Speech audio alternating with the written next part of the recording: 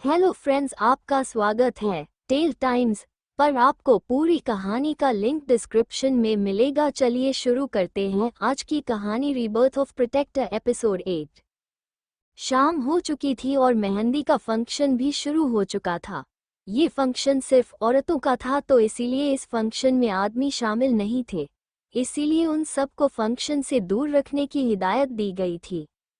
एक तरफ गार्डन में सभी औरतों का अपना मेहंदी का फंक्शन चल रहा था, तो दूसरी तरफ सभी आदमियों का एक अलग ही पार्टी का माहौल बना हुआ था। सभी लोग अपने में मस्त होकर जाम पी रहे थे या फिर अपनी बिजनेस वगैरह की बातें कर रहे थे। सभी लोग अपने अपने पार्टी में खुश थे।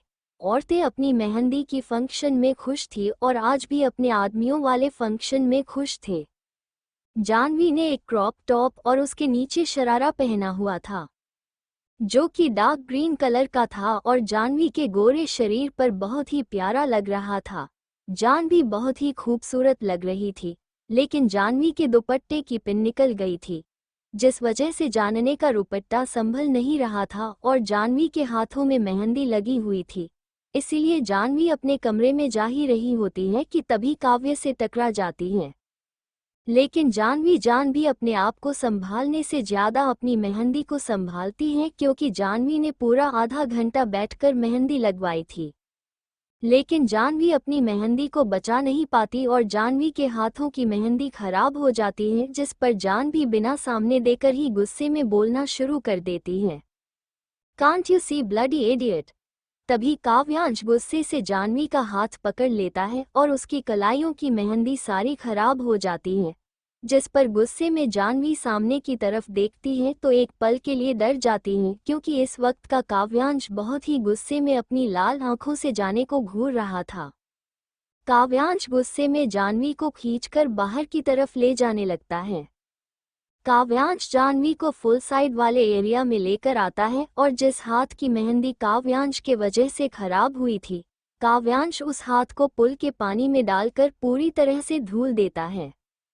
और फिर काव्य गुस्से में जानवी को बोलता है, अब इसे दोबारा लगवा लेना तो अब तुम्हारी मेहंदी खराब नहीं होगी, और हाँ, आगे से संभाल के और सामने देखकर चला करो, क्योंकि अंधा सामने वाला नहीं, अंधी तुम हो जाती हो जब रास्ते पर चलती हो। पता नहीं ध्यान कहाँ रहता है और सामने वाले को अंधा कहती फिरती हो।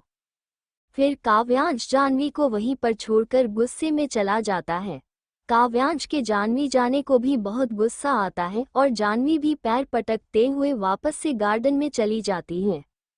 जानवी गुस्से में बड़बड़ाए जा रही थी। पता नहीं क्या समझता है अपने आप को। एक तो आंखें इतनी बड़ी बड़ी हैं कि जब भी गुस्से में दूर कर देता है तो पता नहीं क्यों मुझे डर लगने लगता है। आज तक जैसे तुम्हें किसी से नहीं डरी, लेकिन जब भी यह सामने आता है तो पता नहीं क्यों अंदर से डर बैठ जाता है। और ऊपर से इसकी हरकतें जब देखो, जब मुझ पर गुस्सा ही उतारता रहता है। मैंने बिगाड़ा क्या है इसका?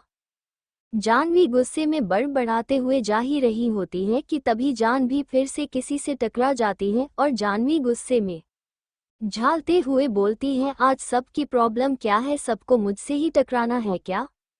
जानवी सामने की तरफ देखती है तो सामने शुभांगी खड़ी थी। शुभांगी जानवी के कंधे पर हाथ रखते हुए बोलती है, माफ करना, मैंने ध्यान नहीं दिया था। तुम्हें कहीं लगी तो नहीं? जानवी भी शुभांगी को देखकर थोड़ा सा शक पका जाती है और जानवी फिर अपनी गर्दन ना में हिलाते हुए शुभांगी को बोलती है, नहीं नहीं कुंवर रानी सा, मैं बिल्कुल ठीक हूँ। वह मेरा ही ध्यान सामने की तरफ नहीं था और मैं ही आपसे टकरा गई और थोड़ी सी बदतमीज भी कर दी। प्लीज़ मुझे माफ़ कर दीजिए, और इसमें मेरी कोई गलती नहीं है। सारी गलती ना आपके देवर की है। वो जब से मुझे मिला तब से मुझे परेशान कर रखा है उसने। जानवी की बात सुनकर शुभांगी हैरान हो जाती है और हैरान होते हुए पूछती है, क्या कहा आपने? क्या आप काव्यांश भैया के बारे में बात कर रही है? तभी जानवी की आंखें हैरानी से बड़ी बड़ी हो जाती हैं और जानवी अपने आप को ही अपने मन में कोसते हुए बोलती है, तू भी ना। जानवी बिना सोचे समझे कुछ भी बोल देती है। ये भी नहीं देती कि किसके बारे में किसको बोल रही है। शैतान की भाभी के सामने शैतान की बुराई कर रही है। अगर उसे पता चल गया ना तो वो तुझे नहीं छोड़ेगा। तभी शुभांगी की आवाज जाह्नवी के कानों में पड़ती है। शुभांगी बोल रही थी, क्या हो गया, तुम मुझे ऐसे क्यों देख रही हो और तुम कुछ बोल क्यों नहीं रही? तभी जाह्नवी अपने चेहरे पर एक बनावटी हंसी लाते हुए बोलती है, अरे भाभी, मेरा मतलब कुंवारा रानी शाह, मैं आपके देवर की बात नहीं कर रही थी, मैं तो किसी और की बात कर रही थी। वो अचानक से ऐसे ही मुंह से निकल गया था। मैं आपके देवर के बारे में कुछ नहीं बोल रही थी, वो कोई और था। जाह्नवी की बातें सुनकर शुभांगी थोड़ा सा मुस्कुराती है और फिर वहां से चले जाती हैं। शुभांगी के जाने के बाद जाह्नवी अपने सीने पर हाथ रखकर एक लंबी सांस लेते हुए खुद को बोलती है, बच गए, वरना आज वह शैतान तो मुझे छोड़ता ही नहीं। जब से मिला है तब से मेरी जिंदगी नर्क बना दिया, उसने परेशान करके रख रखा है।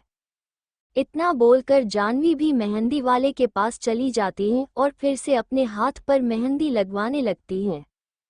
शुभांगी को प्यास लगी थी तो शुभांगी किचन में जाती है पानी पीने के लिए, लेकिन शुभांगी के हाथों में भी मेहंदी लगी हुई थी, इसलिए शुभांगी पानी नहीं पाती है। तभी अर्जुन भी किचन में आता है और शुभांगी को देखते हुए बोलता है, ओह थैंक गॉड जान कि तुम मुझे मिल गई, कब से ढूंढ रहा था। मैं तुम्हें एक कप कॉफी बना दो, PLZZ। तभी शुभांगी अर्जुन की तरफ पलटती है और अपने हाथों की मेहंदी दिखाते हुए उसे बहुत ही क्यूट फेस बनाकर बोलती है, हमारे हाथ में तो मेहंदी लगी है तो हम तो आपके लिए कॉफ़ी नहीं बना सकते, पर हम किसी को बोल देते हैं कि वो आपके लिए कॉफ़ी बना देगा।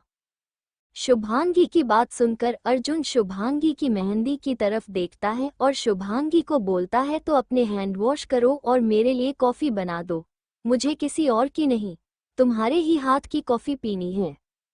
अर्जुन की बात सुनकर शुभांगी को भी गुस्सा आ जाता है और शुभांगी गुस्से में चढ़ते हुए अर्जुन से बोलती है, हम अपने हाथ नहीं धोएंगे, हमारी मेहंदी का रंग कितना गहरा आएगा ये हमें देखना है और हमारी मेहंदी का रंग ही हमें ये बताएगा कि आप हमसे कितना प्यार करते हैं। अर्जुन अपना फोन चला रहा था और शुभांगी की बातें सुनकर अर्जुन के चेहरे पर एक ईवल स्माइल आ जाती है। अर्जुन अपने फोन को जेब में रखता है और शिवांगी की तरफ बढ़ने लगता है। अपनी तरफ अर्जुन को पड़ता हुआ देखकर शुभांगी के कदम खुद ब खुद पीछे होने लगते हैं। अर्जुन को अपनी तरफ बढ़ता देखकर शुभांगी अर्जुन को उंगली दिखाते हुए बोलती है, देखिए हमारे पास बताइए, हमें पता है कि आप हमारे हाथ में लगी हुई मेहंदी का फायदा उठाएंगे और हमारे करीब आने की कोशिश करेंगे, हमसे दूर रहिएगा, हम बता दे रहे हैं आपको। शुभांगी की बातें सुनकर अर्जुन के चेहरे की स्माइल और भी ज्यादा गहरी हो जाती है। अर्जुन 2 कदम में ही शुभांगी के पास पहुंच जाता है और शुभांगी की कमर में हाथ डालकर उसे खुद से चिपका लेता है। अर्जुन शुभांगी के चेहरे पर आ रही बालों की लट को पीछे करते हुए बड़ी ही रोमांटिक तरीके से शिवांगी को बोलता है, मैंने तो ये सोचा ही नहीं था कि मैं तुम्हारी हाथों में मेहंदी लगने का फायदा उठा सकता हूँ, लेकिन अच्छा हुआ तुमने मुझे बता दिया। अब अगर मैं फायदा नहीं उठाऊंगा तो तुम्हें बुरा लगेगा ना, कमरे में चले। अर्जुन की बात सुनकर शुभांगी की आंखें हैरानी से बड़ी हो जाती हैं और शुभांगी अपनी गर्दन जोर जोर से ना मंग हिलाने लगती है, लेकिन अर्जुन बिना शुभांगी पर ध्यान दिए शुभांगी को अपने कंधे पर उठा लेता है और कमरे की तरफ ले जाने लगता है। दूसरी तरफ गार्डन में हर्ष नैना को अपने हाथों से खाना खिला रहा था और नैना हर्ष की आंखों में बेशुमार प्यार खुद के लिए देख रही थी। नैना को अंदर ही अंदर बहुत बुरा लग रहा था, नैना जैसे अंदर से टूटती जा रही थी। नैना की अपने आप से ही लड़ाई चल रही थी। नैना हर्ष की आंखों में प्यार देते हुए खुद से बोलती है, बस 2 दिन और 2 दिन बाद शादी है और शादी में ही सब कुछ बदल जाएगा। जिन आंखों में आज मेरे लिए बेशुमार प्यार है, शायद इन आंखों को कभी मेरी तलाश भी नहीं रहेगी। इन आंखों में सिवाय मेरे लिए नफरत के कुछ नहीं बचेगा। जिन आंखों में मेरे लिए इतना प्यार है, उन आंखों में नफरत में कैसे देख पाऊंगी, कैसे सामना करोगी उस वक्त मैं तुमसे। ये सोचते सोचते ही नैना की आंखों से आंसू ना चाहते हुए भी उसके गालों पर आ जाते हैं, लेकिन हर्ष नैना के आंसुओं को ना देख पाए, इसलिए नैना जल्दी से अपना चेहरा दूसरी तरफ करके अपने आंसू पोंछ लेती है। अर्जुन का कमरा। अर्जुन शुभांगी को कमरे में लाता है और सीधा बेड पर पटक देता है। अर्जुन शुभांगी के होठों की तरफ बढ़ने ही लगता है कि तभी शुभांगी अर्जुन को कुछ ऐसा बोल देती है जिससे अर्जुन की गुस्से का पारा हाई हो जाता है। अर्जुन गुस्से में टेबल पर रखा हुआ फ्लावर पॉट उठाता है और जमीन पर दे मारता है। अर्जुन को इतना गुस्से में देखकर शुभांगी भी डर से कांपने लगती है। अर्जुन शुभांगी को अपने कंधे पर उठाकर कमरे में ले आता है और बेड पर पटक देता है। शुभांगी जल्दी से उठने की कोशिश करती है, लेकिन तब तक अर्जुन शुभांगी को अपने नीचे दबोच लेता है और शुभांगी के दोनों हाथों को पकड़कर उसके सर के ऊपर कर देता है और फिर अर्जुन शिवांगी की होठों की तरफ बढ़ने लगता है कि तभी शिवांगी बोलती है, आप हमेशा बोलते हो कि आप मुझसे प्यार करते हो, लेकिन आप मुझसे प्यार नहीं करते, आप सिर्फ अपनी हवस पूरी करते हो। शुभांगी की बात सुनकर अर्जुन जहां था वहीं रुक जाता है और अर्जुन का चेहरा गुस्से से काला पड़ जाता है। अर्जुन गुस्से में शिवांगी के बालों को अपनी मुट्ठी में कसकर पकड़ लेता है। अर्जुन शुभांगी से धीरे से लेकिन बहुत ही सर्द आवाज में और अपने हर एक शब्द को चबाते हुए बोलता है, तुम्हारी हिम्मत कैसे हुई मेरे प्यार को हवस का नाम देने की? मैं तुमसे प्यार करता हूँ, लेकिन इसका मतलब ये नहीं कि तुम जो भी बोलोगे मैं उसे चुपचाप सुन लूंगा और तुम्हारी हर एक बदतमीजी को बर्दाश्त कर लूंगा। अर्जुन के इस तरह से जोर से हाथ पकड़ने पर और बाल खींचने पर शुभांगी को दर्द हो रहा था। शुभांगी बहुत ही मुश्किल से अपने दर्द को बर्दाश्त करते हुए अपनी दर्द भरी आवाज में बोलती है, आज तक जब भी आप हमारे करीब आए हैं आपने हमसे एक बार भी नहीं पूछा कि हमारी मर्जी है या नहीं, तो इसे हम हवस ना कहें तो और क्या कहें?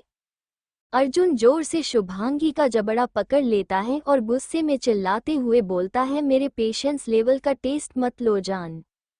अर्जुन राठौर का चेहरा जो दुनिया ने देखा है ना उसे दुनिया तक ही रहने दो, अपने सामने मत आने की कोशिश करो, मेरी सजा बर्दाश्त नहीं कर पाओगी तुम। अर्जुन की इतनी सर्द आवाज सुनकर शुभांगी डर से कांपने लगती है, लेकिन अर्जुन के सामने दिखाती नहीं है। शुभांगी अपने चेहरे से अर्जुन के हाथ को झटकते हुए बोलती है, सजा देना चाहते हैं ना आप हमें, तो निकालिए अपनी बेल्ट और मारिए हमें, अमन भैया भी हमें ऐसे ही मारा करते थे बेल्ट से, और जब हम जमीन पर गिर जाते थे तो वह हमें लात भी मारा करते थे, आप भी मार लीजिए, वैसे भी हमें तो मार खाने की आदत है। शुभांगी की बात सुनकर अर्जुन को और भी गुस्सा आ जाता है। अर्जुन शुभांगी के जबड़े को फिर से पकड़ता है और उसके होठों पर अपने होंठ रख देता है।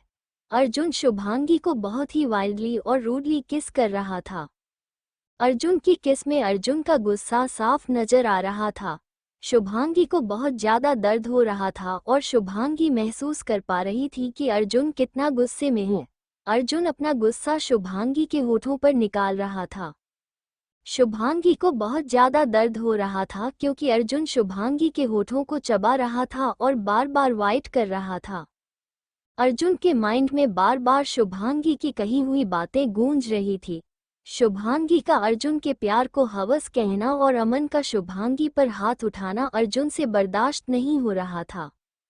अर्जुन का मन कर रहा था कि अर्जुन अभी मथुरा जाए और अमन को जान से ही मार दे। शुभांगी सांस नहीं ले पा रही थी तो अर्जुन शुभांगी को एकदम से छोड़ देता है और उसके ऊपर से उठ जाता है। अर्जुन बिना कुछ कहे दरवाजा खोलकर बाहर निकल जाता है और जाते हुए दरवाजे को इतनी जोर से मारता है कि शुभांगी भी दरवाजे की आवाज सुनकर डर जाती है।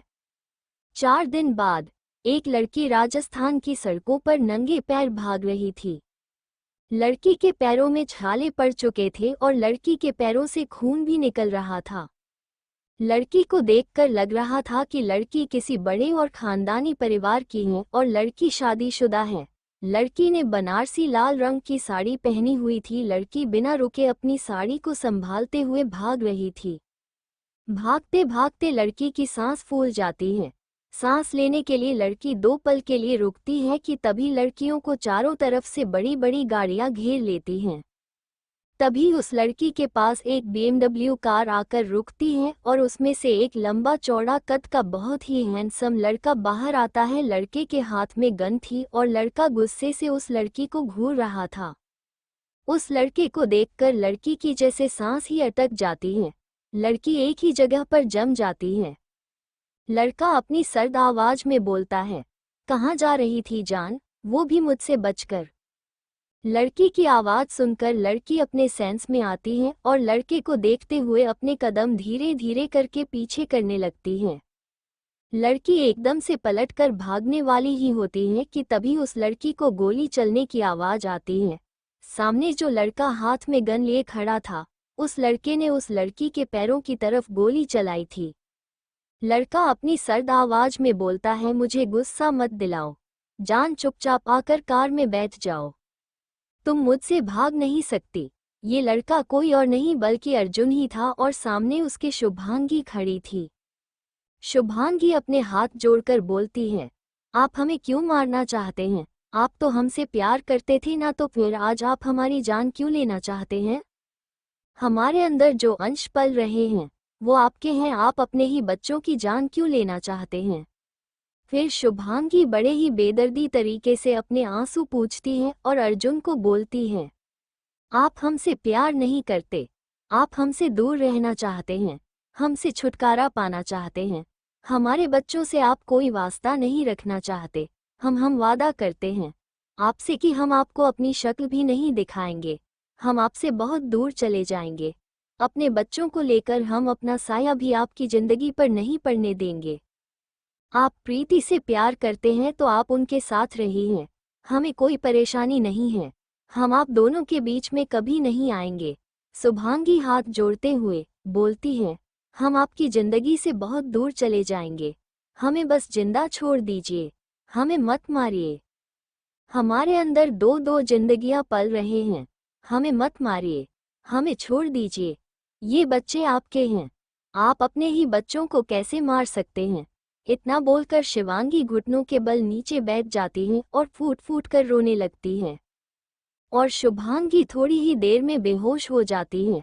अर्जुन शुभांगी के पास आता है और शिवांगी को अपनी बाहों में उठाकर कार में लेकर बैठ जाता है और वहां से निकल जाता है।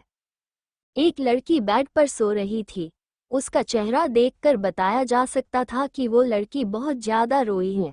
उसके चेहरे पर आंसुओं के निशान अभी भी दिखाई दे रहे थे। उस लड़की की आंखें सूजी हुई थी और अभी भी उसकी आंखों में आंसू भरे हुए थे। तभी एक लड़का दरवाजा खोलकर अंदर एंटर होता है। उसके हाथ में इस वक्त खाने की थाली थी। लड़का थाली को कॉफी टेबल पर रखता है और उस लड़की को उठाते हुए बोलता है, भाभी, नैना भाभी, आंखें खोलो, भाभी उठो, नैना भाभी उठो। जी हाँ, ये लड़की नैना थी जो इस वक्त बेहोश थी। काव्यांश गिलास में से थोड़ा सा पानी अपने हाथ में लेता है और नैना के चेहरे पर झटक देता है, जिससे नैना होश में आती है। नैना धीरे धीरे अपनी आंखें खोल दी हैं और सामने काव्यांश को देखकर फिर से रोने लगती है और काव्यांश का हाथ पकड़कर नैना रोते हुए काव्यांश से पूछती है, काव्यांश, काव्यांश, हर्ष कहाँ है? मुझे उनसे एक बार मिलना है, प्लीज मुझे उनसे एक बार मिला दो। काव्यांश, मुझे हर्ष को देखना है। हर्ष ठीक तो है ना? उन्हें ज्यादा चोट तो नहीं लगी? काव्यांश, मुझे बस एक बार उनसे मिला दो, मैं वादा करती हूँ मैं यहाँ से कहीं नहीं जाऊंगी, मुझे उनके पास ले चलो। नैना ने काव्यांश का हाथ पकड़ा हुआ था। काव्यांश नैना का हाथ झटकते हुए गुस्से में बोलता है, रियली भाभी, अब आपको भैया की फिक्र हो रही है? जब आपकी फिक्र कहाँ थी जब आपने भैया को धोखा दिया था? अरे, जिस इंसान ने ना जाने कितने लोगों की जान बचाई है, आज वो खुद जिंदगी और मौत से लड़ रहा है। आज वो इंसान अपनी ही बनाए हॉस्पिटल में बेजान सा पड़ा हुआ है। काव्यांश रुंधे गले से, अगर हर्ष भैया को कुछ भी हुआ ना भाभी, तो मैं आपको जिंदगी भर माफ नहीं करूंगा। और अर्जुन भैया का तो पता नहीं कि वो आपके साथ क्या करेंगे। आप नहीं जानते भाभी, हर्ष भैया हमारे लिए क्या है। हम उन्हें भैया सिर्फ बोलते नहीं हैं, हम उन्हें भैया मानते हैं, दिल से मानते हैं। बेशक हमारा रिश्ता खून का नहीं, लेकिन खून से बढ़कर रिश्ता है हमारा उनसे। नैना सुबकते हुए काव्यांश की सारी बातें सुन रही थी। काव्यांश की आंखों में भी आंसू आ जाते हैं। काव्यांश अपने आंसू पूछते हुए पलट जाता है और नैना को बोलता है, खाना रखा है टेबल पर, खा लेना। और काव्यांश वहां से चला जाता है। काव्यांश जाते हुए दरवाजा बंद कर देता है। नैना काव्यांश के जाने के बाद फूट फूट कर रोने लगती है। नैना रोते हुए बोलती हैं, मुझे नहीं पता था कि ऐसा हो जाएगा। मैं मजबूर थी, मुझे मजबूर किया गया था। ये सब करने के लिए हर्ष को मैं अपनी जान से भी ज्यादा प्यार करती हूँ। उन्हीं चोट पहुँचाने के बारे में तुम्हें सोच भी नहीं सकती। हर्ष मेरी सांसों में बसते हैं, हर्ष से मेरी सांसें चलती हैं। अगर हर्ष नहीं तो मैं नहीं। नैना फूट फूट कर रोने लगती है। अर्जुन का कमरा। इस वक्त शुभांगी दूसरी हवेली में थी और यह वही हवेली थी जिसमें अर्जुन और शिवांगी की शादी की गई थी। ये राठौर फैमिली की अपनी अलग हवेली थी और शुभांगी इस वक्त उसी कमरे में थी जिस कमरे में से घड़ी चुराने का इल्जाम शुभांगी के ऊपर लगा था, यानी कि अर्जुन के कमरे में। शुभांगी बेड पर सो रही थी, या यूं कह लीजिए कि बेहोश पड़ी हुई थी। शुभांगी का खूबसूरत सा चेहरा इस वक्त पीला पड़ा हुआ था और शिवांगी के बाल भी अस्त व्यस्त हो रखे थे। इस वक्त शुभांगी को देखकर साफ पता चल रहा था कि शुभांगी बहुत ज्यादा रोई है और शुभांगी इस वक्त बहुत ज्यादा कमजोर लग रही थी। अर्जुन दरवाजा खोलकर अंदर आता है। अर्जुन शुभांगी के पास आकर खड़ा हो जाता है। अर्जुन एक नज़र शुभांगी को देखता है और फिर वॉशरूम में चला जाता है। अर्जुन वॉशरूम से बाहर आता है। अर्जुन के एक हाथ में टॉवल था और दूसरे हाथ में गर्म पानी से भरा हुआ एक बाउल था। अर्जुन शुभांगी के पैरों की तरफ बैठता है और टॉवल को पानी में भिगोकर शुभांगी के पैरों को साफ करता है और फिर फर्स्ट एड बॉक्स लेकर आता है और शिवांगी के पैरों के जख्मों पर दवाई लगा देता है। फिर अर्जुन शिवानी के चेहरे को देखता है जो इस वक्त मुरझाया हुआ दिखाई दे रहा था और फिर अर्जुन का ध्यान शिवांगी के पेट पर चला जाता है। अर्जुन शिवांगी के पास बैठकर शिवांगी के पेट पर हाथ रखता है और बोलता है, बच्चा, आपकी मम्मी को कोई गलतफहमी हुई है। पापा आप दोनों से बहुत प्यार करते हैं और पापा को बहुत ही बेसब्री से इंतजार है आपका इस दुनिया में आने का। आप अपनी मम्मी की बातों पर ध्यान मत देना, आपके पापा सब कुछ ठीक कर देंगे, सब कुछ पहले जैसा हो जाएगा। आप बस अपने पापा पर भरोसा रखना। फिर अर्जुन शुभांगी को देखता है और शुभांगी के हाथ को अपने हाथ में पकड़कर शुभांगी से बोलता है, तुमने सोच भी कैसे लिया जान कि मैं तुम्हें नुकसान पहुंचा सकता हूं? मैं तुम्हें मारने के बारे में सोच सकता हूं। जान, जब तुम सांसें लेती हो तो मैं सांसें लेता हूं। अगर तुम्हें कुछ भी हो जाता तो मैं तुम्हारे बगैर कैसे जी पाता? फिर अर्जुन का चेहरा गुस्से में काला पड़ जाता है और जो इस वक्त किसी शैतान से कम नहीं लग रहा था। अर्जुन गुस्से में अपने एक एक शब्द पर जोर देते हुए बोलता है, लेकिन जिसने भी तुम्हें मुझसे दूर करने की कोशिश की है, मैं उन लोगों को छोड़ूंगा नहीं। उन लोगों ने अर्जुन राठौर से पंगा लिया है। अर्जुन राठौर की जिंदगी को उससे दूर करने की कोशिश की है। इसकी सजा उन्हें इतनी भयानक मिलेगी कि पूरे राजस्थान में मौत के किस्से मशहूर हो जाएंगे। फिर अर्जुन शुभांगी के हाथ पर किस करता है और शुभांगी के हाथ को शुभांगी के पेट पर रख देता है और फिर अर्जुन शुभांगी के माथे पर किस करता है और नीचे झुककर शुभांगी के पेट पर भी किस करता है और वहां से निकल जाता है। अर्जुन के जाने के थोड़ी देर बाद शुभांगी को होश आ जाता है और शुभांगी अपने आप को अर्जुन की हवेली में पाती है और इस वक्त खुद को किसी दूसरी जगह पर पाकर बहुत ज्यादा घबरा जाती है और फिर शुभांगी आसपास की चीजों को बहुत ही ध्यान से देखने लगती है। तो शुभांगी को समझ आ जाता है कि इस वक्त शुभांगी कौन सी हवेली पर है। हॉस्पिटल में एक आदमी बिस्तर पर लेटा हुआ था। उसे ऑक्सीजन मास्क लगाया गया था और उसकी बॉडी पर ढेर सारी इक्विपमेंट्स लगाए गए थे और उस आदमी के बिस्तर के आसपास बहुत सारी मशीनें रखी हुई थी। यह आदमी कोई और नहीं बल्कि हर्षिता, और हर्ष इस वक्त अपने ही हॉस्पिटल जो उसने ही राजस्थान में बनवाया था उसमें खुद एक वीआईपी कमरे में भर्ती था और इस वक्त हर्ष बेहोश था। हर्षित को ही देख रहा था।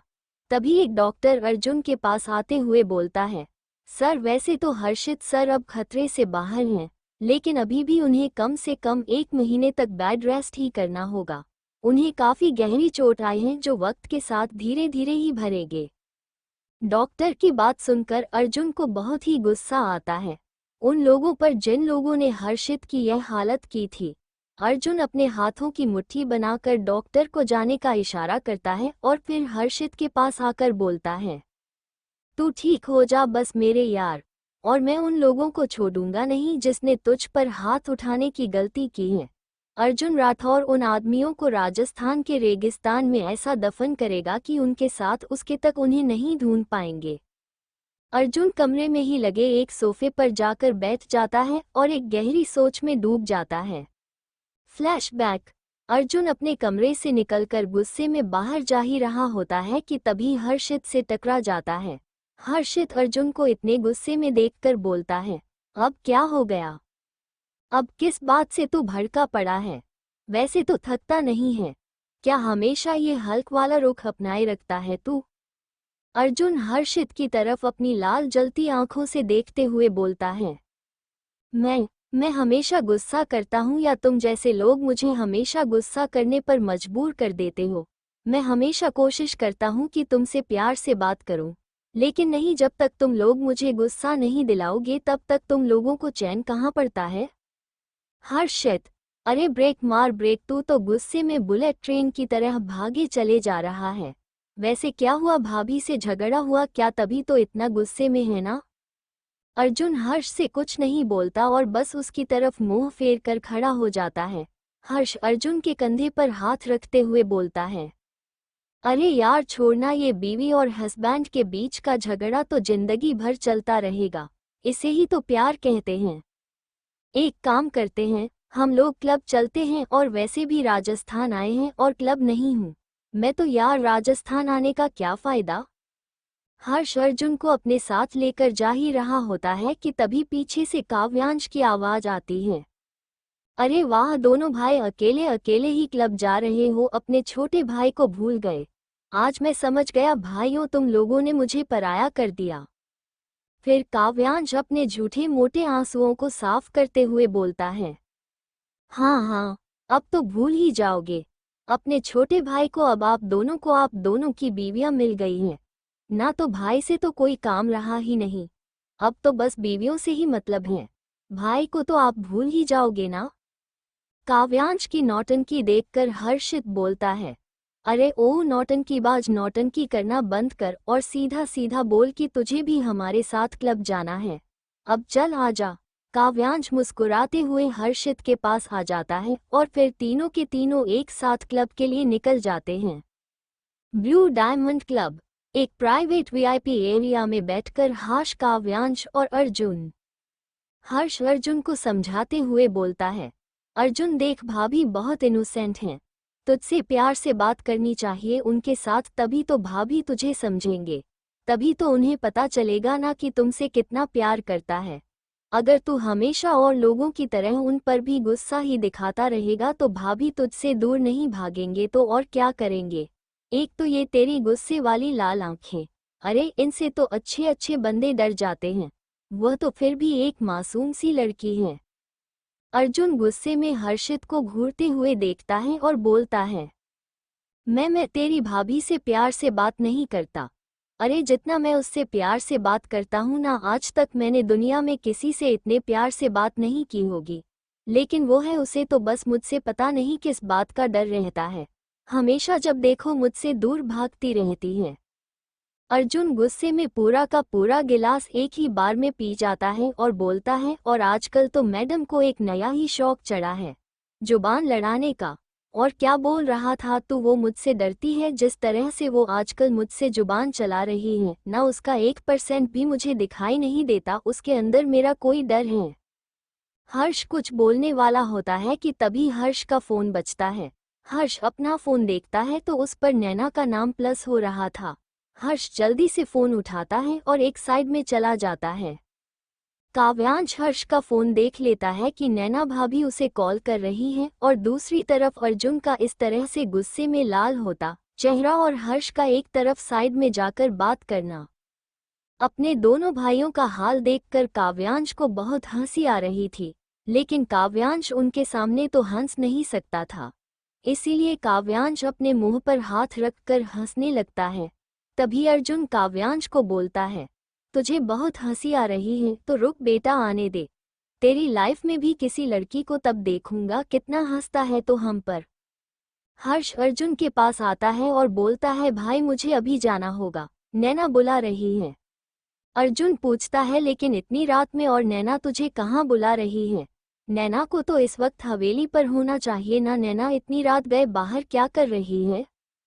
हर्ष अपना सर खुजाते हुए बोलता है, मैंने भी मना किया था यार, इससे बोला था कि घर पर रहें, लेकिन पता नहीं ये लड़की कभी मेरी बात नहीं सुनती। बोल रही है कि कोई सरप्राइज प्लान किया है, स्नेह और मुझे सनराइज होटल में बुला रही है। चल ठीक है, मैं निकल रहा हूँ और तू ज्यादा ड्रिंक मत करना। फिर हर्ष काव्यांश की तरफ मरता है और काव्यांश को बोलता है, इसे ज्यादा ड्रिंक मत करने देना, यह नशे में और भी ज्यादा गुस्से वाला हो जाता है, और तू भी ज्यादा ड्रिंक मत करियो और जल्द ही दोनों घर चले जाना, मैं भी नैना को लेकर जल्द ही घर आ रहा हूँ। और फिर हर्ष वहां से निकल जाता है। नैना हर्ष को एक लोकेशन भेज दी है और हर्ष इस लोकेशन पर पहुंच जाता है। वो लोकेशन एक सुनसान जगह की थी, आसपास दूर दूर तक भी कोई ना तो होटल था ना कोई रेस्टोरेंट था, बस आसपास कुछ खंडहर दिखाई दे रहे थे। हर्ष चारों तरफ देखता है तो उसे कोई भी वहां पर नहीं दिखाई देता। फिर हर्ष की नज़र एक लड़की पर पड़ती है जो उसकी तरफ पीठ करके खड़ी थी। हर्ष उस लड़की को देखकर पहचान जाता है कि वह नैना है। हर्ष नैना को आवाज लगाता है, लेकिन जैसे ही हर्ष नैना को आवाज लगाता है, चारों तरफ से हर्ष के ऊपर रोशनी पड़ती है। जैसे ही हर्ष नैना को देखता है तो नैना को आवाज लगाता है, पर जब नैना को हर्ष आवाज लगाता है तभी चारों तरफ से रोशनी हर्ष के ऊपर पड़ती है। हर्ष रोशनी की वजह से अपनी आंखें बंद कर लेता है। रोशनी की वजह से हर्ष अपनी आंखों के आगे अपने हाथों को कर लेता है। फिर रोशनी धीरे धीरे थोड़ी कम हो जाती है तो हर्ष भी अपने हाथों को अपनी आंखों के आगे से हटाता है, और जब हर्ष अपनी आंखों के आगे से हाथों को हटाता है तो देखता है कि सामने आकाश मित्तल अपनी गाड़ी की बोनट पर बैठा हुआ था। हर्ष जब चारों तरफ अपनी नज़र घुमाता है तो देखता है कि चारों तरफ गाड़ियां खड़ी हुई थी और हर्ष को चारों तरफ से बॉडीगार्ड्स में गिरा हुआ था। आकाश मित्तल को देखकर एक पल के लिए तो हर्ष हैरान हो जाता है, लेकिन तभी हर्ष जल्दी जल्दी कदम बढ़ाकर नैना के पास पहुंचने वाला होता है, लेकिन आकाश नैना का हाथ पकड़कर उसे अपनी गोद में बैठा लेता है। आकाश हर्ष को देखकर जोर जोर से हंसने लगता है और फिर नैना को अपनी गोद से उतरता है और अपने कदम बढ़ाकर हर्ष के पास आते हुए हर्ष बोलता है, हर्षित रानावत, तुम तो यार बड़े ही बेवकूफ़ निकले, खूबसूरती क्या मिली, तुम तो पागल ही हो गए। इसके पीछे अपनी स्मार्टनेस, अपनी सुध बुध सभी खो डाली तुमने। हर्षित को कुछ समझ नहीं आ रहा था। हर्षित कंफ्यूज नज़रों से आकाश को और फिर नैना को देखने लगता है, और आकाश जोर जोर से हंसने लगता है। फिर आकाश एकदम से हर्ष का कॉलर पकड़ते हुए हर्ष को बोलता है, जिसके पीछे तुम पागल हो ना, और जिस खूबसूरती के पीछे है तुम सड़क पर मुझसे लड़ने के लिए तैयार हो गए थे, असल में वो मेरी रखेल है। वो हर रोज मेरे साथ रातें बिताती है, उसकी हर रात मेरे बिस्तर पर होती है और मुझे कंप्लीट सेटिस्फैक्शन देती है। आकाश का खड़ा होता है और नैना को भी खड़ा करता है। आकाश नैना की पीठ को अपने सीने से चिपका आता है और उसके पेट पर अपने दोनों हाथों को लपेट लेता है, और फिर आकाश नैना के कंधों को चूमते हुए बोलता है, वैसे तू भी इसे अपने बिस्तर तक लेकर चला ही गया था। आखिर यह चीज़ ही ऐसी है कि कोई भी मर्द इसे देखकर अपने आप को कंट्रोल नहीं कर पाता, और मैं पक्के दावे के साथ कह सकता हूँ तुझे भी पूरा कंप्लीट सेटिस्फैक्शन मिला होगा इससे। आकाश के मुंह से यह बातें सुनकर हर्ष के पैरों के नीचे से जमीन खिसक जाती है। हर्ष हैरान होकर नैना को देखने लगता है और नैना अपनी गर्दन झुकाए ऐसे ही खड़ी रहती है। और इतना बोलकर आकाश फिर से हंसने लगता है, और फिर आकाश हंसते हुए बोलता है, दरअसल तुम तो बस एक मोहरा हो और तुम्हें सीढ़ी बनाकर मुझे बस अर्जुन तक पहुंचना था। मैं अर्जुन को घुटनों पर लाना चाहता हूँ, इसीलिए एक एक करके उसके सारे करीबियों को मैं उससे दूर कर दूंगा। आज शुरुआत तुमसे होगी, आज तुम मरोगे और तुम्हारे मरने के सदमे में अर्जुन बुरी तरीके से टूट जाएगा, क्योंकि तुम उसके बचपन के जो दोस्तों हो। और आकाश फिर से हंसने लगता है। फिर आकाश इशारा करता है और नैना वहां से चली जाती है। नैना अपना फ़ोन निकालती है और अपनी लाइव लोकेशन किसी को सेंड कर देती है, और फिर अपना फ़ोन वहीं फेंक देती है और वो लस से चली जाती है। और फिर आकाश अपने बॉडीगार्ड्स को इशारा करता है और 10 से 15 बॉडीगार्ड हर्षित पर एकदम से टूट पड़ते हैं। आकाश अपनी गाड़ी के बोनट पर जाकर हाथ में दारू की बोतल लेकर बैठ जाता है और सामने का नज़ारा देखने लगता है। जैसे ही एक बॉडीगार्ड हर्षित को मारने लगता है, हर्षित उसका हाथ पकड़ लेता है और उसके पेट में बहुत जोर से लात मारता है। हर्षित को लड़ देखकर आकाश हंसते हुए बोलता है, अरे वाह, मैंने तो सोचा था कि तुम ऐसे ही मार खाते खाते ही मर जाओगे। फाइट बैक करोगे ही नहीं है वो ना, जब तक सामने वाला फाइट बैक ना करे मजा नहीं आता। तो चलो तुम भी शुरू हो जाओ। हर्षित भी लड़ना शुरू कर देता है। 10 से 15 बॉडीगार्ड एक साथ टूटने के बाद भी एक भी आदमी हर्षित को छू भी नहीं पाया था। हर्षित भी एक प्रोफेशनल फाइटर की तरह लड़ रहा था। हर्षित की फाइटिंग स्किल भी बहुत शानदार थी। आकाश जब देखता है कि इतनी देर से फाइट हो रही है लेकिन उसका एक भी आदमी हर्षित को अभी छू भी नहीं पाया है, तो आकाश को गुस्सा आने लगता है। आकाश पास में रखी एक हॉकी स्टिक को उठाता है और पीछे से जाकर हर्षित के सर पियार दे मारता है। हर्षित दर्द से अपना सर पकड़ लेता है। हर्षित के सर से खून बह रहा था और हर्षित ऐसे ही जमीन पर गिर जाता है और फिर सारे बॉडीगार्ड हर्षित पर टूट पड़ते हैं। आकाश अपना फोन निकालता है और अर्जुन को वीडियो कॉल करता है। दूसरी तरफ अर्जुन का फोन बजता है तो अर्जुन अपना फोन उठाता है और देखता है कि आकाश अर्जुन को वीडियो कॉल कर रहा है। एक पल के लिए तो अर्जुन सोचता है कि आकाश मुझे क्यों वीडियो कॉल कर रहा है, लेकिन फिर कुछ सोचते हुए अर्जुन फोन उठा लेता है। अर्जुन फोन उठाते हुए अपनी रूट वॉइस में बोलता है, तुमने मुझे क्यों कॉल किया है? आकाश हंसते हुए बोलता है, वो क्या है ना कि मैं इतना बढ़िया नज़ारा देख रहा था कि उसे देखकर मुझे तुम्हारी याद आ गई। मेरे दिल ने मुझसे कहा कि ये नज़ारा तो मुझे तुम्हें दिखाना चाहिए, इसीलिए मैंने तुम्हें फ़ोन किया है। तुम देखना चाहोगी ये नज़ारा? रुको 1 मिनट में दिखाता हूँ। आकाश इतना बोलकर अपने फ़ोन का बैक कैमरा ऑन कर देता है और जब अर्जुन सामने का नज़ारा दिखता है तो गुस्से से अपनी आंखें बंद कर लेता है और फ़ोन काट देता है। फोन कटता देखकर आकाश हैरानी से अपने फोन को देता है कि अर्जुन ने बिना कुछ कहे ही फोन काट दिया। तो फिर आकाश कुछ सोचता है और फिर उसके बाद में जोर जोर से हंसने लगता है। आकाश अपने बॉडीगार्ड्स को रोकता है और हर्षित के पास जाकर आकाश अपनी निस पर बैठता है और हर्षित को बोलता है, अर्जुन और तुम दोनों बचपन के दोस्त हो ना, और अर्जुन तो तुम्हें अपना भाई कहता है, और अब देखो जब उसने देखा कि तुम बॉडीगार्ड से मेरे बॉडीगार्ड से कुत्तों की तरह फिट रहे हो तो उसने बिना कुछ कहे फोन काट दिया। आकाश के पास सुनकर हर्षित को हंसी आ जाती है। हर्षित अपने मुंह से बह रहे खून को थूकता है और बोलता है, तू सच में इतना बड़ा चुटिया है या फिर स्पेशल कोर्स किया था तूने चुटियागर्दी का? हर्षित के मुंह से इतनी भद्दी गाली सुनकर आकाश गुस्से में बोलता है, तुम्हारी इतनी हिम्मत कि तुम इस हालत में मुझे गाली दे रहे हो, मतलब रक्ती जल गई लेकिन बल नहीं गया।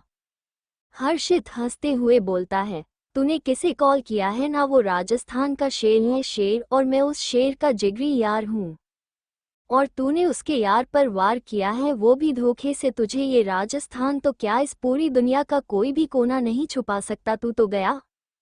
हर्षित एकदम सीरियस हो जाता है और फिर बहुत ही गुस्से में आकाश को बोलता है, मैं रहूं या ना रहूं, वो आएगा मेरे लिए, वो जरूर आएगा, और उसके बाद जो तेरा हाल होगा ना। इतना बोलकर हर्षित मुस्कुराने लगता है। हर्षित को मुस्कुराता हुआ देखकर आकाश को बहुत ही ज्यादा गुस्सा आ जाता है। आकाश अपनी हॉकी स्टिक निकालता है और हर्षित के सर पर बहुत जोर से दे मारता है। हॉकी मारने से हर्षित का पूरा सर भूल जाता है और अब हर्षित में जैसे जान ही नहीं बची थी। हर्षित जमीन पर अधमरा सा गिर जाता है। आकाश हर्षित का कॉलर पकड़कर उसे गुस्से में बोलता है, मैंने अर्जुन को यहाँ बुलाया ही इसलिए है कि वो तेरी लाश के टुकड़े टुकड़े देख सके, क्योंकि मैं तेरे टुकड़े टुकड़े करने वाला हूँ। इतना बोलकर आकाश हंसने लगता है और अपने एक बॉडीगार्ड से तलवार लेता है और आकाश हर्षित के पास आकर उसकी गर्दन पर मारने ही वाला होता है कि तभी आकाश के हाथ पर एक गोली चल जाती है और आकाश अपना हाथ पकड़कर दर्द से चिल्ला पड़ता है। हर्षित आकाश को बोलता है, आ गया मेरा यार, यार की यारी निभानी और अब तो अपनी खैर मना, और तभी वहां पर अंधाधुंध गोलियां चलने लगते हैं। आकाश अपनी कार के पीछे जाकर छुप जाता है और थोड़ी ही देर में वहां पर लाशों का ढेर लगा होता है। आकाश हैरान था कि उसने जस्ट 5 मिनट पहले ही अर्जुन को फोन किया था, तो अर्जुन इतना जल्दी कैसे आ गया, उसे कैसे पता चला उसकी लोकेशन का। फ्लैशबैक। नैना ने अपना फोन निकालकर अर्जुन को अपनी लाइव लोकेशन भेज दी थी और उसके साथ नैना ने हर्षित का बॉडीगार्ड से घिरा हुआ एक फोटो सेंड किया था और उसके नीचे लिखा था, अगर आप अपने दोस्त को जिंदा देखना चाहते हैं तो जल्द से जल्द इस लोकेशन पर पहुंच जाएं, वरना आज के बाद आपका दोस्त इस दुनिया में नहीं रहेगा। यह मैसेज नैना ने अपने दूसरे नंबर से सेंड किया था और मैसेज सेंड करने के बाद नैना ने अपना फोन फेंक दिया था। Flashback and.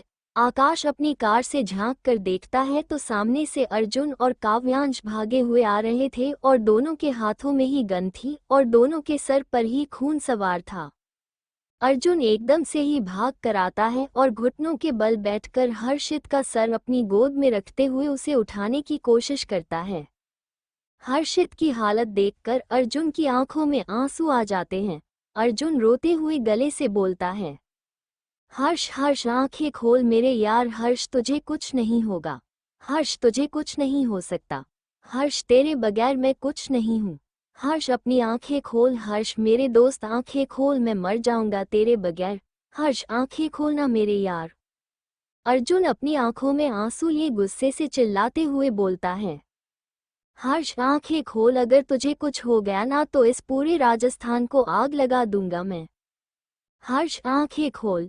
काव्यांश अर्जुन को संभालते हुए अर्जुन से बोलता है, भाई हर्षित भाई को कुछ नहीं होगा, हम जल्द से जल्द उन्हें हॉस्पिटल लेकर जाएंगे, चलिए भाई उठिए। काव्यांश और अर्जुन दोनों ही मिलकर हर्षित को उठाते हैं और गाड़ी में बैठा देते हैं। जब अर्जुन वहां से जा रहा था तो आकाश चैन की सांस लेता है, ये सोचकर कि अभी अर्जुन का ध्यान उस पर नहीं है, लेकिन तभी अर्जुन गुस्से में चिल्लाते हुए बोलता है, घसीटकर बाहर निकालो उस कुत्ते के पिल्ले को और उसे उस जगह पर लेकर जाओ जहां उससे जीते जी मौत के दर्शन हो। तभी अर्जुन के बॉडीगार्ड आकाश को घसीटते हुए लेकर आते हैं। आकाश भी गुस्से में चलाते हुए बोलता है, छोड़ो मुझे, कहाँ लेकर जा रहे हो, तुम जानते नहीं हो मैं कौन हूँ, छोड़ो मुझे, मैंने कहा छोड़ो मुझे। अर्जुन हर्षित को लेकर हॉस्पिटल आ जाता है। हॉस्पिटल आने पर सभी डॉक्टर ने पहले ही तैयारी कर रखी थी। हर्षित को सीधा इमरजेंसी वार्ड में लेकर जाया जाता है। अंदर डॉक्टर हर्षित का इलाज कर रहे थे और अर्जुन बाहर कॉरिडोर में बेचैनी से घूम रहा था। तभी अर्जुन का फोन बजता। अर्जुन फोन उठाता है और अपनी सर्द आवाज में बोलता है, क्या पता चला। फोन की दूसरी तरफ से राज की आवाज आती है। राज बोलता है, सर हमें मिस नैना एयरपोर्ट पर मिली थी, हमने उन्हें पकड़ लिया है और हम उन्हें सीधा हवेली लेकर आ रहे हैं। अर्जुन, ठीक है लेकिन ध्यान रखना नैना भागने ना पाए। राज, ओक सर। इतना बोलकर अर्जुन फोन काट देता है। Present time.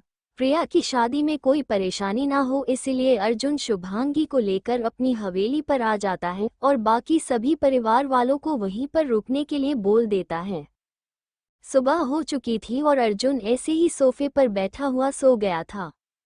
काव्यांश अर्जुन के कंधे पर हाथ रखकर अर्जुन को उठाते हुए बोलता है, भैया भैया उठो भैया। काव्यांश के उठाने पर अर्जुन उड़ जाता है और अपनी अलसाई सी आवाज में, छोटे तू यहाँ क्या कर रहा है, तुझे तो घर होना चाहिए ना इस वक्त। काव्यांश, भैया सुबह हो गई है, आप घर चले जाइए, थोड़ा आराम कर लीजिए और फ्रेश हो जाए, तब तक के लिए मैं हूँ हर्षित भैया के पास। अर्जुन, बस हम मैं जवाब देता है और फिर अर्जुन बोलता है, कोई भी बात हो मुझे कॉल करना। इतना बोलकर अर्जुन सोफे से उठ जाता है और वहां से चला जाता है। अर्जुन सीधा हॉस्पिटल से अपनी हवेली के लिए निकल जाता है। अर्जुन घर पहुंचकर सीधा अपने कमरे में जाता है और जैसे ही अर्जुन कमरे का दरवाजा खोलता है तो अर्जुन की आंखें गुस्से से लाल हो जाती हैं। अर्जुन गुस्से से अपनी मुट्ठी बीच लेता है। दूसरी तरफ काव्यांश हर्षित के कमरे के बाहर ही खड़ा था। काव्यांश के अंदर जाने की हिम्मत नहीं हो रही थी। काव्यांश अपने आप को कितना भी मजबूत दिखा ले लेकिन अपनों की ऐसी हालत को नहीं देख पाता है, और वही हालत इस वक्त काव्यांश की थी। काव्यांश के हाथ पैर कांप रहे थे हर्षित के कमरे का दरवाजा खोलते वक्त, लेकिन काव्यांश अंदर जाने की हिम्मत नहीं कर पा रहा था। काव्या से दरवाजे का हैंडल पकड़ा हुआ था लेकिन काव्यांश दरवाजा खोलने की हिम्मत नहीं कर पा रहा था। तभी काव्यांश को अपने हाथ पर एक नर्म हाथ महसूस होता है। काव्यांश जैसे ही अपनी नज़र उठाकर सामने देखता है तो सामने जानवी खड़ी थी। काव्यांश अपने आप को संभाल नहीं पाता और जानवी के गले लगकर फूट फूट कर रोने लगता है। काव्यांश के इस तरह अचानक गले लगने से एक पल के लिए तो जानवी भी हैरान हो जाती है, लेकिन जब जानवी काव्यांश को इस तरह से रोता देखती है तो जानवी काव्यांश के पीठ को शहराते हुए उसे संभालने की कोशिश करने लगती है। काव्यांश और जानवी एक दूसरे के गले लग हुए थे। जानवी काव्यांश को संभालने की कोशिश करते हैं और फिर काव्यांश को वहीं पर रखिए एक चेयर पर बैठ आते हुए काव्यांश को पानी देती है। जानवी काव्यांश का बोलती है, सब ठीक हो जाएगा, हर्षित भैया भी जल्दी ठीक हो जाएंगे, तुम परेशान मत हो। काव्यांश बहुत ज्यादा टूट चुका था। एक ही पल में उसकी पूरी फैमिली बिखर चुकी थी।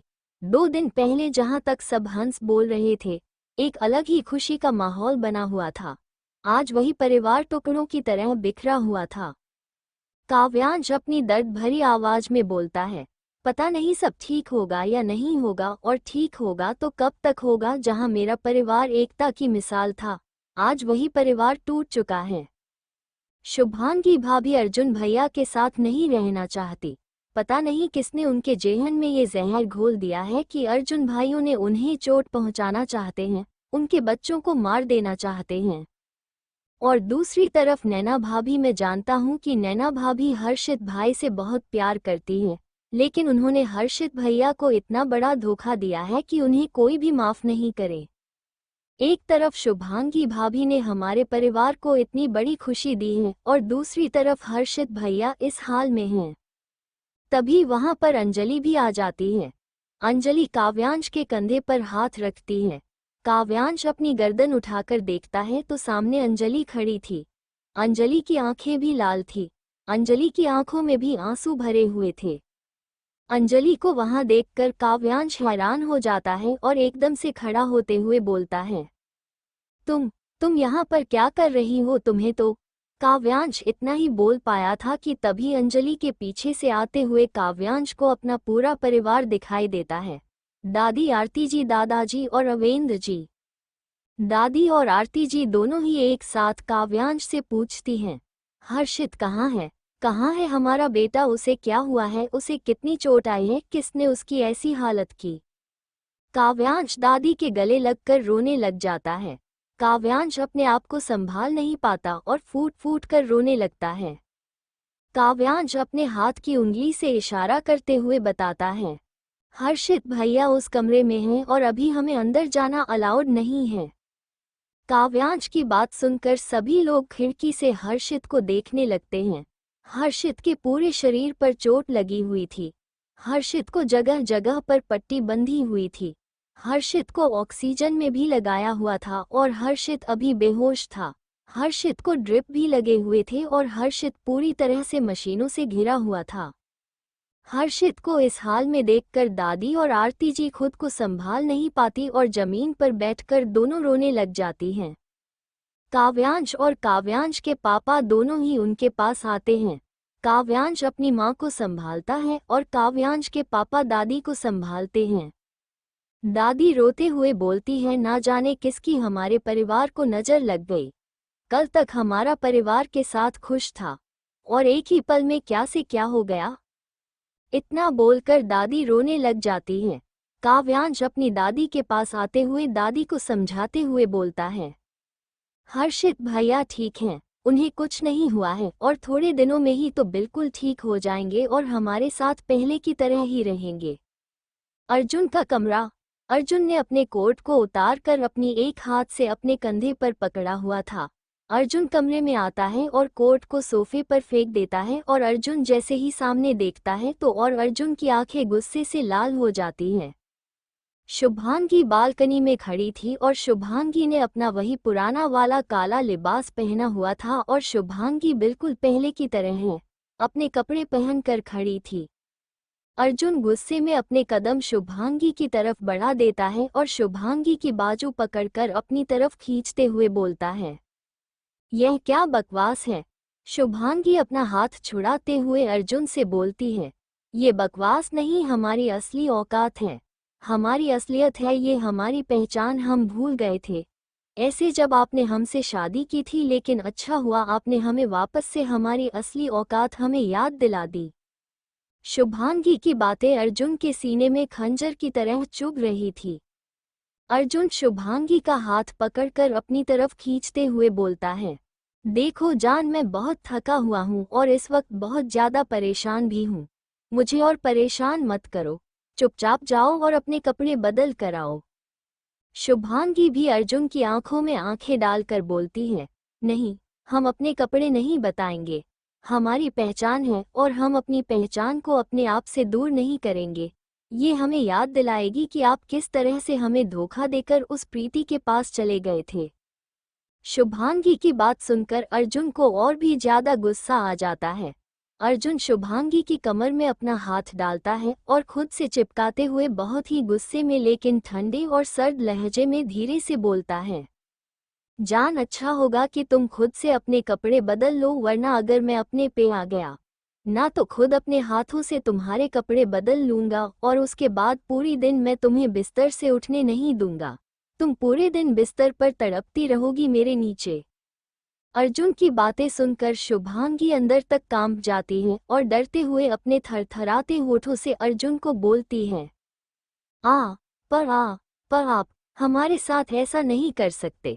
आप जानते हैं कि हम प्रेग्नेंट हैं और इस हालत में आप हमारे करीब नहीं आ सकते, वो सब हमारे साथ नहीं कर सकते।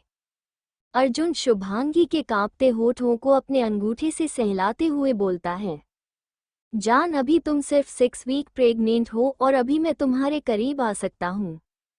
शुभांगी डरते हुए अर्जुन को बोलती है, छोड़िए हमें, हम कपड़े बदल कर आते हैं।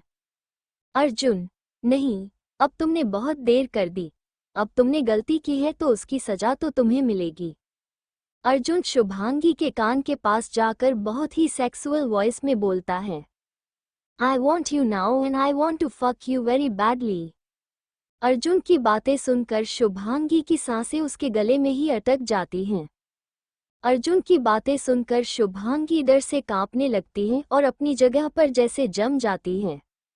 अर्जुन शुभांगी का रुपट्टा निकाल कर फेंक देता है और शुभांगी के दोनों गालों को पकड़कर अपने होंठ शुभांगी के होठों पर रख देता है। अर्जुन शुभांगी के होठों को चूमने लगता है। अर्जुन शुभांगी के निचले होठ को स्मूच कर रहा था। अर्जुन के जोर जोर से स्मूच करने से शुभांगी अपने सेंस में आती है और अर्जुन के सीने पर हाथ रखकर खुद से दूर करने लगती है।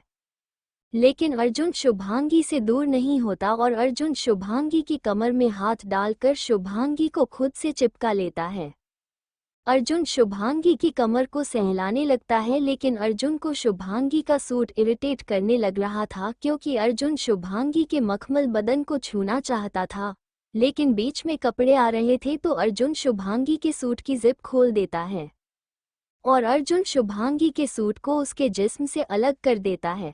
इस वक्त शुभांगी एक ब्लैक कलर की ब्रा और ब्लैक कलर के ही प्लाजो में अर्जुन की बाहों में थी। अर्जुन शुभांगी को अपनी बाहों में उठाता है और उसे बेड पर लेटा देता है। फिर अर्जुन सीधा खड़ा होकर अपनी शर्ट के बटन खोलता है और अपने शर्ट को उतार कर फेंक देता है। इस वक्त अर्जुन भी बहुत हॉट लग रहा था।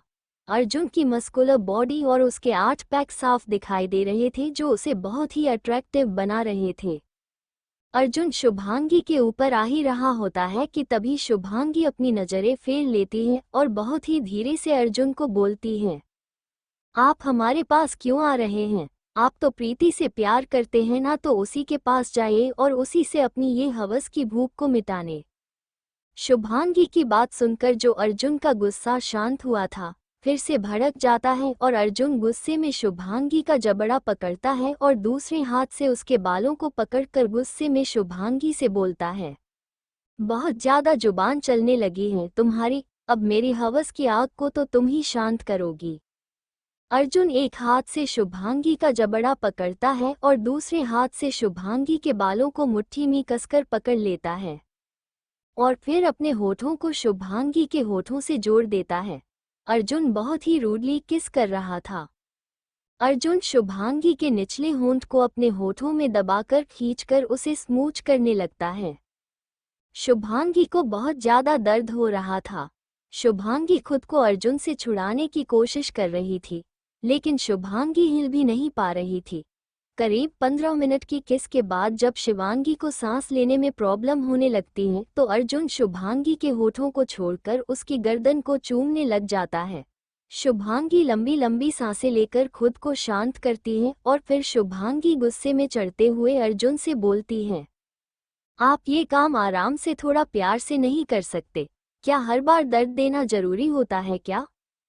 शुभांगी की बात सुनकर अर्जुन जहां था वहीं के वहीं रुक जाता है और अपनी गर्दन ऊपर करके शुभांगी की आंखों में देखने लगता है। अर्जुन शुभांगी से कंफ्यूजन में पूछता है, क्या मतलब है तुम्हारा? अर्जुन को देखते हुए शुभांगी अपने मन में बोलती है, लो जी, अब इन्हें मतलब भी समझाओ। शुभांगी एक गहरी सांस लेती है और फिर अर्जुन को बोलती है।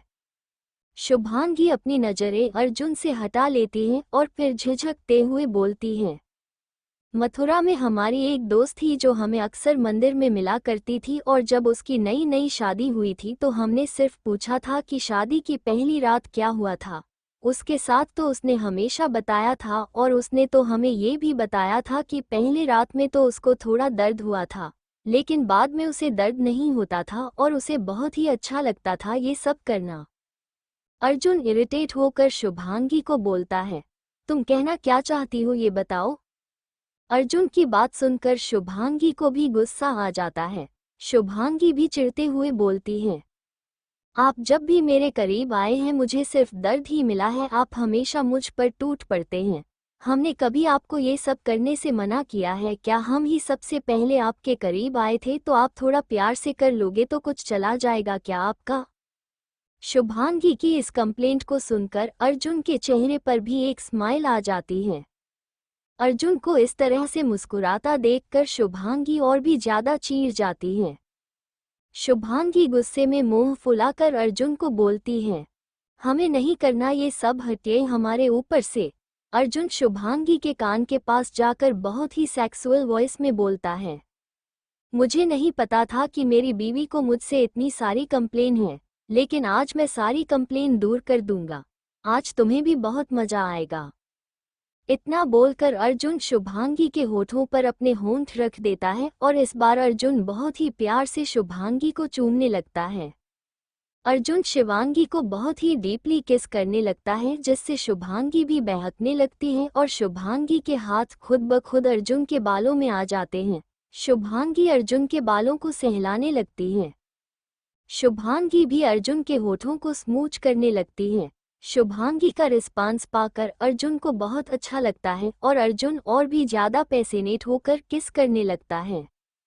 20 मिनट के किस के बाद अर्जुन शुभांगी की गर्दन को चूमने लगता है और शुभांगी जोर जोर से सांसें लेकर खुद को नॉर्मल करने लगती है, लेकिन अर्जुन के होठों को अपनी गर्दन और अपनी कॉलर बोन पर महसूस करके शुभांगी की आंखें बंद हो जाती हैं।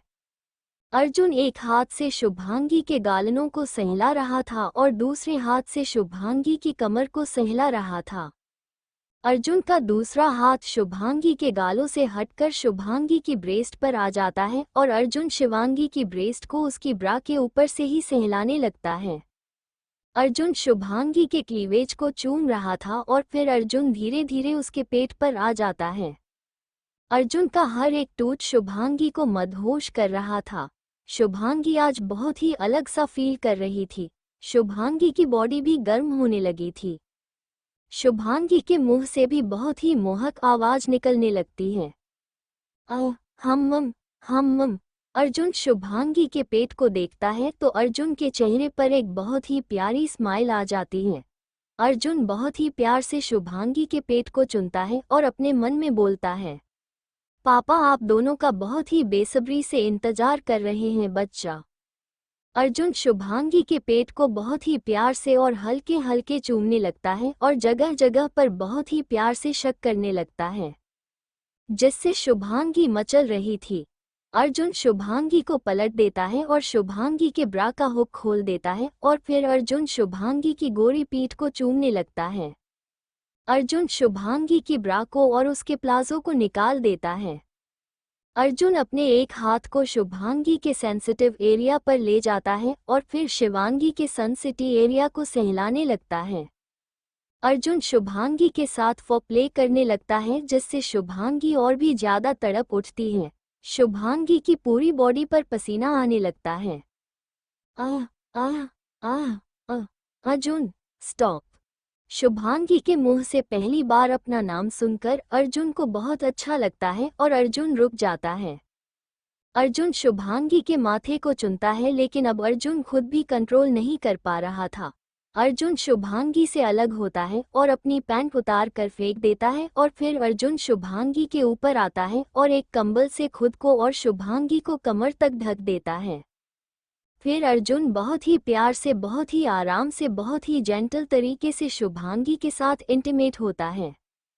आज अर्जुन के इंटीमेट होने पर शुभांगी को दर्द नहीं होता, लेकिन फिर भी शुभांगी की आंखों से आंसू बह जाते हैं। अर्जुन शुभांगी की आंखों को देखकर रुक जाता है और शुभांगी के चेहरे को देखकर शुभांगी से पूछता है, दर्द हो रहा है? शुभांगी अपनी गर्दन ना में हिला देती है तो अर्जुन शुभांगी से पूछता है, तो फिर तुम रो क्यों रही हो? शुभांगी अपनी दर्द भरी आवाज में अर्जुन से पूछती है, आप हमें और हमारे बच्चों को मारना क्यों चाहते हैं? शुभांगी की बात सुनकर अर्जुन के चेहरे पर भी दर्द भरी स्माइल आ जाती है। शिवांगी के पूछने पर अर्जुन के चेहरे पर भी एक दर्द भरी मुस्कान आ जाती है। अर्जुन शुभांगी के चेहरे को हाथों में भरते हुए उसके माथे को चूमता है और फिर शुभांगी का एक हाथ अपने दिल पर रखकर शुभांगी से बोलता है, तुम्हें पता है ना ये क्या है? शुभांगी भी अपनी गर्दन हाँ में हिलाकर बोलती है, आपका दिल। और तुम इस दिल की धड़कन, अगर दिल से धड़कन ही अलग हो गई तो वो दिन क्या जी पाएगा? शुभांगी अर्जुन के चेहरे को बहुत ही ध्यान से देख रही थी। शुभांगी अर्जुन की आंखों में झांक रही थी कि क्या ये सच्चाई है या कोई भ्रम। लेकिन शुभांगी को कहीं भी अर्जुन की आंखों में कोई झूठ, कोई धोखा या कोई फरेब नजर नहीं आ रहा था। शुभांगी अर्जुन के चेहरे को पढ़ने की कोशिश कर रही थी, लेकिन अर्जुन के चेहरे में भी कोई भी ऐसा बहाव नहीं नजर आ रहा था जिससे शुभांगी को ये लगे कि अर्जुन उसे मारना चाहता है, बल्कि अर्जुन की आंखों में शुभांगी खुद के लिए बेशुमार बेहद प्यार देख रही थी। शुभांगी ऐसे ही 2 पल तक अर्जुन को देखती रहती है और फिर अर्जुन के चेहरे पर अपने दोनों हाथों को रखकर अपने होंठ अर्जुन के होठों पर रख देती है और अर्जुन भी अपनी कमर की मूवमेंट शुरू कर देता है। अर्जुन आज शुभांगी के साथ बहुत ही प्यार से इंटीमेट हो रहा था और आज शुभांगी को भी यह सब बहुत अच्छा लग रहा था। शुभांगी भी एक अलग ही मदहोशी में मदहोश होकर अर्जुन का पूरा साथ दे रही थी। आज कमरे में शुभांगी की दर्द भरी सिसकियां नहीं बल्कि मदहोशी भरी सिसकियां गूंज रही थी। करीब 2 से 3 घंटे बाद अर्जुन शुभांगी को खुद से रिहा करता है। अर्जुन शुभांगी के ऊपर से हटकर शुभांगी की बगल में लेट जाता है और शुभांगी को अपनी बाहों में भरकर सो जाता है। अर्जुन ने 4 दिन से बिल्कुल भी आराम नहीं किया था। 4 दिन से अर्जुन अपनी जिंदगी में इस तरह से उलझ गया था कि उसे समझ में नहीं आ रहा था कि वह क्या करे। एक तरफ उसका प्यार उससे दूर जा रहा था और एक तरफ उसके बचपन का दोस्त जो उसकी जान था, वो मौत की कगार पर खड़ा था। इसीलिए आज अर्जुन शुभांगी के सीने पर अपना सर रखकर बहुत ही सुकून से सो रहा था। शुभांगी अपने एक हाथ से अर्जुन के बालों को सहला रही थी। शुभांगी की आंखों में बिल्कुल भी नींद नहीं थी। शुभांगी उस पल को याद करने लगती है जब ये सब शुरू हुआ था। 4 दिन पहले फ्लैशबैक। अर्जुन शुभांगी से नाराज होकर कमरे से चला गया था। शुभांगी भी इतने गुस्से में थी कि शुभांगी ने भी अर्जुन पर कोई ध्यान नहीं दिया था और शुभांगी बेफिक्र होकर सो जाती है। अगली सुबह तक जब अर्जुन नहीं आता तो शुभांगी को अच्छा नहीं लगता, लेकिन साथ में शुभांगी का गुस्सा और भी ज्यादा बढ़ जाता है। शुभांगी हर दिन की तरह अपना सारा काम करती है और जब दोपहर में शुभांगी अपने कमरे में आती है तो शुभांगी अपना फ़ोन चेक कर रही थी, तभी शुभांगी को एक वीडियो आता है। जब शुभांगी उस वीडियो को प्ले कर देखती है तो शुभांगी की आंखें हैरानी से बड़ी हो जाती हैं, क्योंकि यह वीडियो अर्जुन और प्रीति का एडल्ट वीडियो था। वीडियो को देखकर शुभांगी का दिल टूट जाता है। शुभांगी को ऐसा महसूस हो रहा था जैसे किसी ने उसके सीने में खंजर घोंप दिया हो। शुभांगी की आंखों से आंसू बहने लगते हैं। शुभांगी खुद को संभाल नहीं पा रही थी कि तभी शुभांगी को एक और वीडियो आता है जिसमें अर्जुन प्रीति को अपनी बाहों में लिए बेड पर लेटा हुआ था और अर्जुन प्रीति को बोलता है, मैं उस नौकरानी से कभी भी शादी नहीं करना चाहता था। मैं तो हमेशा तुमसे ही शादी करना चाहता था। जो प्यार जो खुशी मुझे तुम्हारे साथ रहकर महसूस होती है वो उस नौकरानी के साथ मुझे कभी नहीं महसूस होती, बल्कि उसके साथ तो मुझे हमेशा शर्मिंदगी ही उठानी पड़ती है। मेरा बस चले तो मैं उसे कहीं जगह आज ही मार डालूंगा। लेकिन दादी की वजह से मुझे झुकना पड़ा और उस नौकरानी से शादी करनी पड़ी। लेकिन मेरी जान तुम परेशान मत हो, मैं बहुत जल्द उस नौकरानी को उसके माँ बाप के पास पहुंचा दूंगा। वीडियो को देखते देखते ही शुभांगी की आंखों के सामने अंधेरा छा जाता है और शुभांगी को चक्कर आ जाते हैं। शुभांगी जमीन पर ही गिर जाते हैं और तभी अंजलि कमरे में आती है और शुभांगी को इस तरह से जमीन पर गिरा देखकर अंजलि डर जाती है और अंजलि जल्दी से भागकर आरती जी के पास जाती है और उनको बोलती है, माँ भाभी बेहोश हो गई हैं, पता नहीं भाभी को क्या हो गया, मैं जल्दी चलो। हॉल में उस वक्त दादी दादाजी आरती जी और अमरेंद्र जी सभी बैठे हुए थे। अंजलि की बात सुनकर सभी लोग डर जाते हैं। सभी लोग भागकर शुभांगी के कमरे में आते हैं तो देखते हैं शुभांगी जमीन पर बेहोश पड़ी हुई थी। शुभांगी को बेहोश देकर सभी लोग शुभांगी के पास आते हैं और उसे उठाने की कोशिश करते हैं, लेकिन शुभांगी बेहोश थी। अंजलि और आरती जी शुभांगी को संभाल कर उठाते हैं और बेड पर लेटा देते हैं। आरती जी शुभांगी के सर के पास बैठकर उसके सर को सहलाने लगती हैं और रविंद्र जी हर्ष को कॉल करते हैं, लेकिन हर्ष का फोन काव्यांश उठाता है और काव्यांश की आवाज़ सुनकर अमरेंद्र जी बोलते हैं, हर्ष कहाँ है? जल्दी से हर्ष को बोलो हवेली आ जाए। पता नहीं शुभांगी बिटिया को क्या हो गया है, वो बेहोश हो गई है। तुम जल्दी से हर्ष को लेकर घर आओ।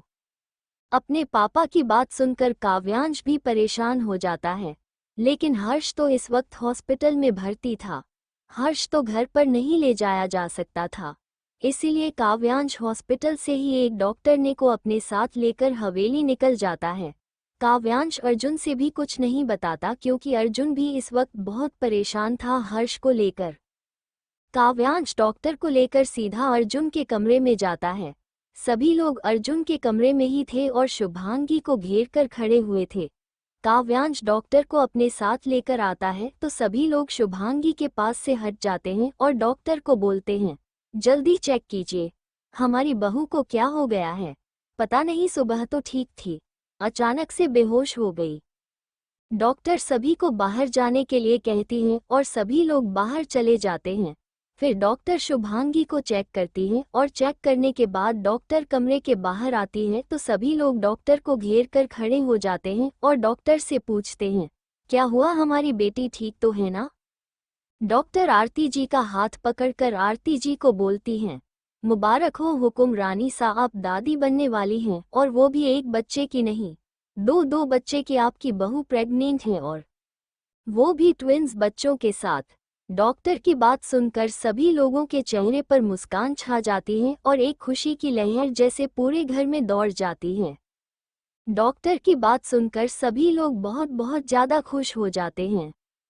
डॉक्टर सभी को बोलती है कि मुझे कुंवर रानी सा के कुछ और भी टेस्ट करने होंगे, तो इसीलिए कल सुबह आप ही ने मेरे क्लिनिक ले आए। मैं क्लिनिक में इनके टेस्ट करने के बाद ही आगे कुछ बता सकती हूँ और अभी के लिए मैं चलती हूँ और एक बार फिर से आप सभी को मुबारक हो।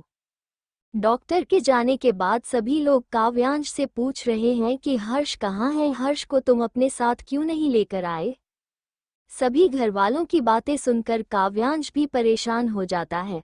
उसे समझ नहीं आता कि घर वालों को कैसे पता है कि हर्ष इस वक्त हॉस्पिटल में है।